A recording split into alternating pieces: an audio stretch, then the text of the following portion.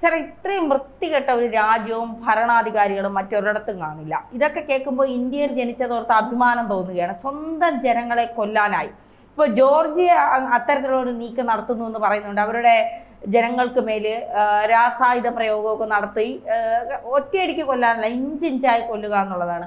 ഇതേ കാര്യം തന്നെയാണ് പാകിസ്ഥാനും ചെയ്തുകൊണ്ടിരിക്കുന്നത്. ലോകം തന്നെ ഞെട്ടുകയാണ് ഇവന്മാരുടെ ഈ പ്രവൃത്തി കണ്ടിട്ട്. സ്വന്തം ജനതയെ കൊല്ലാൻ ഏതറ്റം വരെയും പോകാൻ മടിക്കാത്തൊരു രാജ്യം. എന്താണ് ഈ പാകിസ്ഥാൻ?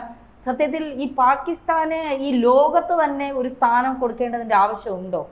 ഇല്ല. പക്ഷെ അതിൻ്റെ പുറകിൽ അവരെ ഇത്തരത്തിൽ ഉപയോഗിക്കാൻ, അതാണല്ലോ സിന്ധൂർ 2-ന് ശേഷം പരാജയപ്പെട്ട പാകിസ്ഥാനിലെ മുൻ ആഭ്യന്തരമന്ത്രി പറഞ്ഞത്, ഞങ്ങളെ ഇങ്ങനെയാക്കിയത് നിങ്ങളാണ്, അമേരിക്കയാണ്, യൂറോപ്യൻ രാജ്യങ്ങളാണ് ഞങ്ങളെ ഉപയോഗിച്ചിരുന്നു, എല്ലാവരും ഉപയോഗിച്ചിരുന്നു, അവസാനം ഞങ്ങളുടെ രാജ്യം കൂട്ടിച്ചോറായി. അതേ അവസ്ഥയിലെ ഇപ്പം രാസായുധ പ്രയോഗം ബലൂചിസ്ഥാൻ പക്തൂൺ മേഖലയിലാണ് നടത്തിയിരിക്കുന്നത്.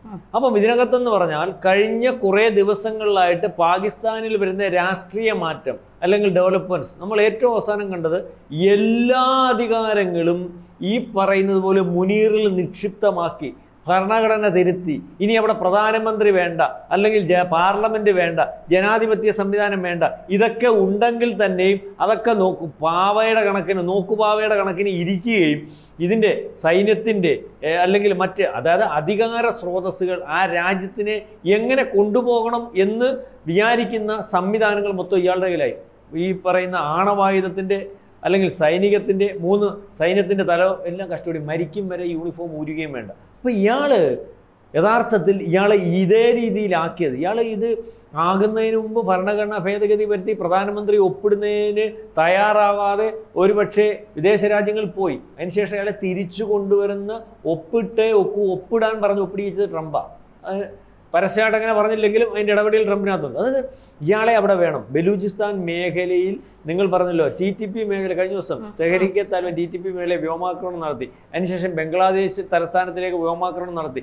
ഇപ്പം ബലൂചിസ്ഥാൻ വന്നതിന് ശേഷം ഈ രാസായുധം 1930-ൽ എനിക്ക് തോന്നുന്നു ഈ ലോകരാജ്യങ്ങൾ തീരുമാനിച്ചു, ഇറ്റലി അല്ലെ, എത്യോപ്യയിൽ അല്ലേ, അവിടെ ഈ രാസായുധ പ്രയോഗം നടത്തിയിട്ടുണ്ട്. അതിനുശേഷം അമേരിക്ക ഈ പറയുന്നത് പോലെ ഒരു രാസായുധ പ്രയോഗം നോർത്ത് കൊറിയയിൽ നടത്തി. 20 ലക്ഷം പേരോളം മരിച്ചു. പക്ഷെ അമേരിക്ക ഇതുവരെ ഏറ്റിട്ടില്ല. അപ്പോൾ വളരെ വളരെ അണുവായുധം പോലെ മാരകമായിട്ടുള്ളതാണ് രാസായുധ പ്രയോഗം. ഈ ഫോസ്ഫറസ് പോലെയുള്ള വസ്ത്രങ്ങൾ ഈ കണ്ടെയ്ൻ ചെയ്തിട്ടുള്ള അല്ലെങ്കിൽ മോട്ടോർ ഷെല്ലുകൾ ഉപയോഗിച്ചാണ് ചെയ്തിരിക്കുന്നത്. ഇത് മനുഷ്യൻ ഉരുകി തീർന്നു പോകും. എവിടെ പെട്ടാലും കെട്ടിടങ്ങൾ ഉരുകി തീർന്നു പോകും. അതായത് അറിയാതെ വളരെ ദീർഘമായിട്ട് കാലങ്ങളായിട്ട് മനുഷ്യൻ അറിയാമല്ലോ, അണുവായുധത്തിന് അത് വേറെ വേർഷനായിരുന്നു. അപ്പം ഇത് ഞാൻ പറഞ്ഞില്ലേ, തെഹരീക്കെ താലിബാൻ ഉള്ള ഈ മറ്റേ TTP ഉള്ള മേഖലയിൽ, അതിർത്തി മേഖലയിൽ നേരത്തെ ഒരു വ്യോമാക്രമണം നടത്തി. അതും സ്വന്തം ജനതയുടെ പുറത്താണ്. അപ്പം ഇവിടെ ഖനനം നടത്തണം, റെയർ മെറ്റീരിയൽസ് കസ്റ്റോഡിയൻ ഉണ്ടാവണം. ചൈനയുടെ കയ്യിൽ നിന്ന് ഈ റെയർ മെറ്റീരിയൽസ് വേർതിരിച്ചെടുക്കുന്നതിന് വേണ്ടി അമേരിക്ക ഉറ്റുനോക്കിയിരിക്കുന്നു, കണ്ണുവെച്ചിരിക്കുന്നു. ആ പ്രദേശത്ത്, അതായത് ബലൂചിസ്ഥാൻ മേഖലയിലാണ് ഏറ്റവും കൂടുതൽ ധാതു സമ്പത്തുകളുണ്ട്. ആ മേഖലയിൽ ആ നാട് സ്വതന്ത്രമാണ്, അല്ലെങ്കിൽ സ്വാതന്ത്ര്യം സ്വയം പ്രഖ്യാപിച്ചിരിക്കുന്ന ഒരു ഏരിയയാണ്. സൈന്യത്തിന് കടന്നില്ലാൻ പറ്റത്തില്ല. അല്ലെങ്കിൽ പാകിസ്ഥാൻ യാതൊരു കാരണവശാലും എൻട്രി ഇല്ലാതെ സ്വയം പ്രഖ്യാപിച്ചു കഴിഞ്ഞവർ ഞങ്ങൾ സ്വന്തം, അല്ലെങ്കിൽ ഞങ്ങൾ സ്വന്തം രാജ്യമാണ്. ആ രീതിയിലേക്ക് പോകുന്നിടത്ത് അവരെ ഇല്ലായ്മ ചെയ്ത് അവിടുത്തെ ജനത്തിനെ മൊത്തം ഇല്ലായ്മ ചെയ്താൽ പോലും, അല്ലെങ്കിൽ ഇല്ലായ്മ ചെയ്തെങ്കിലും ആ പ്രദേശത്ത് അമേരിക്കയ്ക്ക് ഖനനം ചെയ്യുന്നതിന് വേണ്ടിയുള്ള ഒരവസരം ഒരുക്കുന്നതിന് വേണ്ടിയാണ് ഇത്തരം കാര്യങ്ങൾ ചെയ്യുന്നതെന്ന് നമുക്ക് മനസ്സിലാകും. അതായത് മുനീറിനെ അതിനുവേണ്ടിയാണ് നിയോഗിച്ചത്. മുനീറിനെ ഈ പറഞ്ഞത് യുക്രൈനിലെ അവസ്ഥ അറിയാമല്ലോ. യുക്രൈനിലെ യുദ്ധം നിർത്താൻ പോവുക.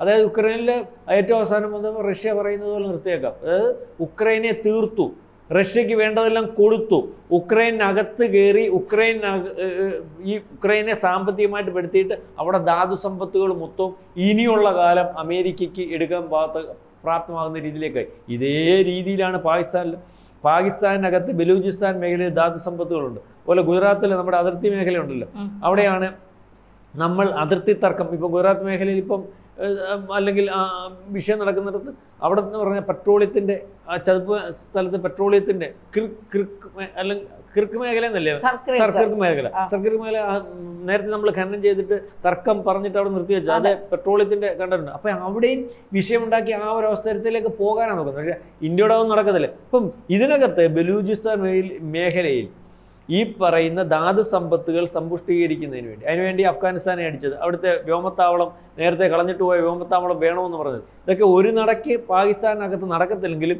ഇതിനു വേണ്ടിയുള്ള ഒരു വർക്കാണ്.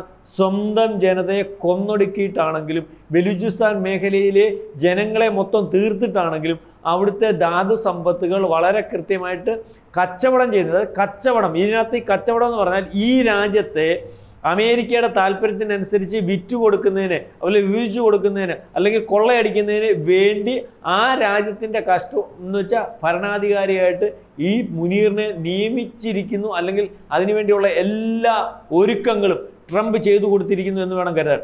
അതായത് ഇതിന് ശേഷം ഇയാൾ ഈ രാജ്യത്തെ വിറ്റതിന് ശേഷം ഈ പറയുന്ന ഇവിടുത്തെ സമ്പത്തുകൾ മൊത്തവും പരസ്പരം അങ്ങോട്ടും ഇങ്ങോട്ടും ഒരു ധാരണയോടുകൂടി കൊള്ളയടിച്ച് അവിടുത്തെ ജനങ്ങൾക്കൊന്നും യാതൊരു കാര്യമില്ല. ഇപ്പം തന്നെ അറിയാമല്ലോ, പാകിസ്ഥാനകത്ത് പല പ്രവിശ്യകളിലായിട്ട് പാകിസ്ഥാനെ വിഭജിക്കുന്നതിന് വേണ്ടി നേരത്തെ 4 ആയിരുന്നെങ്കിൽ ഇപ്പം 4 5 10 12 എന്നറിയത്തില്ല. സിന്ധ് മേഖല, തെഹ്രീക്ക്-ഇ-തവാനിയ മേഖല, POK മേഖല, ബലൂചിസ്ഥാൻ മേഖല, പഞ്ചാബ് മേഖല, എല്ലാ മേഖലയിലും വിഷയം ഓരോ പ്രശ്നം. ഇതേ രീതിയിൽ നിൽക്കുന്നിടത്ത് ഇപ്പോൾ ജനങ്ങളുടെ താല്പര്യങ്ങളൊന്നുമല്ല അവിടുത്തെ ധാതു സമ്പത്തുകൾ കൊള്ളയടിക്കുന്നതിന് വേണ്ടി അവിടെ സ്വാതന്ത്ര്യ സമര പോരാളികളായിട്ട് നിൽക്കുന്ന, അല്ലെ സ്വയം പ്രഖ്യാപിച്ച് ആ പ്രദേശം ഞങ്ങളുടെ കയ്യിലാണെന്ന് കണ്ടു നിൽക്കുന്ന ബലൂചിസ്ഥാനികളെ മൊത്തം കൊന്നാലും ആ പ്രദേശത്ത് അമേരിക്കയുടെ താല്പര്യത്തിനനുസരിച്ചുള്ള ഖനനവും കാര്യങ്ങളും ചെയ്യുന്നതിന് വേണ്ടി ഉള്ള ഒരു ഒരുക്കവും, അല്ലെങ്കിൽ അത്തരത്തിലുള്ള ഒരു മുന്നൊരുക്കത്തിൻ്റെ ഭാഗമാണ് ഈ രീതിയിലേക്കുള്ള ഇടപെടൽ.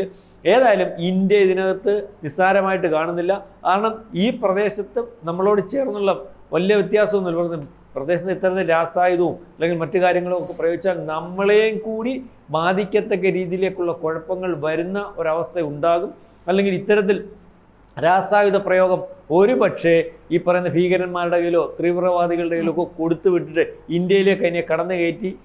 കാരണം മുനീറിന് എന്തും ചെയ്യാനുള്ള മാനസികാവസ്ഥയുള്ളതാണ്. കോട്ടിട്ട ഭീകരൻ അല്ലെങ്കിൽ തീവ്രവാദി എന്നൊക്കെ അവനെ വിളിക്കാൻ പറ്റത്തുള്ളൂ. അപ്പോൾ അവനെ ഉപയോഗിച്ച് ഈ പറയുന്ന അമേരിക്കയുടെ ടാർഗറ്റുകൾ അമേരിക്ക പൂർത്തീകരിക്കുന്നു. അതിനകത്ത് അമേരിക്കയുടെ ടാർഗറ്റിനകത്ത് അറിയാമല്ലോ, ഇന്ത്യ ഉണ്ട്.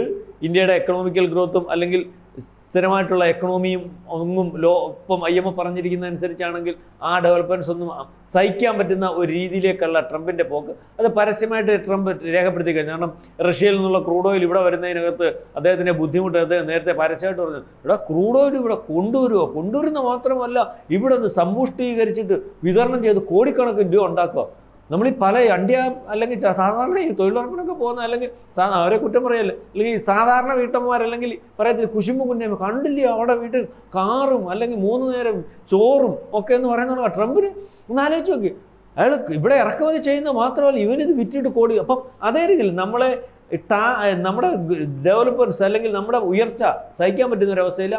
അതിനുവേണ്ടി ഈ പറയുന്നത് പോലെ താല്പര്യങ്ങൾ പാകിസ്ഥാനെ കൊള്ളയടിക്കുന്നതിന് വേണ്ടി താല്പര്യങ്ങൾ മുനീറിനെ ഉപയോഗിച്ച് നടത്തുന്നത് പോലെ ഇന്ത്യയുടെ വളർച്ച ഏഷ്യയിൽ ചൈനയ്ക്കപ്പുറം ഇന്ത്യ വളർന്നു വരുന്നത്, അല്ലെങ്കിൽ ചൈനയുടെ കൂടെ തന്നെ ഇന്ത്യ അതേ വലിപ്പത്തിൽ വളർന്നു വരുന്നത്, ചൈനയുള്ള ശത്രുതയെക്കാട്ടി കൂടുതൽ ഇന്ത്യയോടുണ്ട്. ഇന്ത്യ ഏത് രീതിയിലെങ്കിലും ആക്രമിക്കുന്നതിനും നമ്മുടെ എക്കണോമിക്കൽ ഗ്രോത്ത് തടയുന്നതിനും, അത് താരിഫിൻ്റെ രൂപത്തിലായാലും യുദ്ധത്തിൻ്റെ രൂപത്തിലായാലും, ഇല്ലെങ്കിൽ പാകിസ്ഥാനിൽ അക്രമത്തിൻ്റെ രൂപത്തിലായാലും ബംഗ്ലാദേശിൻ്റെ അക്രമത്തിൻ്റെ രൂപത്തിലായാലും, ഇനി വേണ്ടി വന്നാൽ ഇപ്പോൾ ബലൂചിസ്ഥാനിൽ പ്രയോഗിച്ച രാസായുധം ഭീകരന്മാരുടെ അല്ലെങ്കിൽ തീവ്രവാദികളുടെ കൈ കൊടുക്കുന്ന നമ്മുടെ അടുത്തോട്ട് കൊണ്ടുവരുന്ന രൂപത്തിലായാലും നമ്മൾ ഭയക്കേണ്ടതായിട്ടുണ്ട്. അതുകൊണ്ട് ഇന്ത്യ വളരെ കൃത്യമായിട്ട് അതിൻ്റെ തയ്യാറെടുപ്പുകൾ നടത്തിക്കഴിഞ്ഞു. അതിനുവേണ്ടിയുള്ള സൈനിക നീക്കം വരെ ഒരുപക്ഷെ അതിർത്തിയിൽ ഏതാണ്ട് 70 നോട്ടിക്കൽ മൈലിനിപ്പുറം വ്യോമാതിർത്തിയിൽ സൈനിക അഭ്യാസം വരെ 10-11 തീയതികളിൽ പ്ലാൻ ചെയ്തിരിക്കുന്നു, അല്ലെങ്കിൽ ഇരിക്കുന്നു എന്നൊക്കെയുള്ള രീതിയിലൊക്കെയുള്ള വാർത്തകളാണ് വരുന്നത്. ഏതായാലും ഇതാണ് അതിൻ്റെ അമേരിക്കയുടെ താല്പര്യമാണ്, ബലൂചിസ്ഥാൻ പിടിച്ചടക്കിയെന്ന് മുതൽ അവിടുത്തെ ധാതു സമ്പത്തുകൾ മാത്രം ലക്ഷ്യം വെച്ച് മുന്നോട്ട് പോകുന്ന ഒരവസ്ഥയുണ്ട്. ഒരു പക്ഷേ പുറകോട്ട് പരിശോധിച്ചപ്പോൾ അവിടുത്തെ കുഞ്ഞുങ്ങളെയും അല്ലെങ്കിൽ അവിടുത്തെ പുരുഷന്മാരെയും മനുഷ്യക്കടത്ത് ചൈനയിലേക്ക് നടത്തിയിരുന്നു അവയവത്തിന് വേണ്ടി. അത്ര നിഷ്ഠൂരമായിട്ട് ബലൂചിസ്ഥാനുകൾ പെരുമാറിയിരുന്നു അന്നും ഇന്നും എപ്പോഴും.